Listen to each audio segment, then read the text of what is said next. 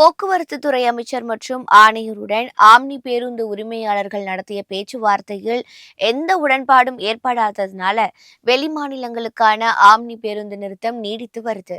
தமிழகத்துல சென்னை, கோவை உள்ளிட்ட நகரங்கள்ல இருந்து கேரளா, கர்நாடகா, ஆந்திரா இடையே நாள்தோறும் 600 ஆம்னி பேருந்துகள் இயக்கப்படுது. பக்தர்கள் சபரிமலை செல்லும் சீசன் தொடங்க உள்ளதால் கூடுதல் ஆம்னி பேருந்துகள் இயக்க ஏற்பாடுகள் நடந்து வருது.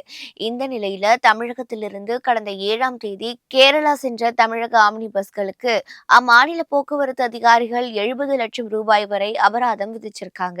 இதற்கு எதிர்ப்பு தெரிவித்து அனைத்து ஆம்னி பஸ் உரிமையாளர்கள் சங்கத்தினர் வெளி மாநிலங்களுக்கு ஆம்னி பேருந்துகள் இயக்குவதை நிறுத்தியிருக்காங்க. இந்த பிரச்சனைக்கு தீர்வு காண போக்குவரத்து துறை அமைச்சர் சிவசங்கருடன் ஆம்னி பேருந்து உரிமையாளர்கள் 2 நாட்களாக நடத்திய பேச்சுவார்த்தையில் உடன்பாடு எட்டப்படல. இதனால ஆம்னி பஸ்களை வெளி மாநிலங்களுக்கு இயக்குவது நிறுத்தம் தொடருது. இதன் காரணமாக வெளிமாநில பயணிகள் கடும் அவதிக்கு ஆளாகியிருக்காங்க.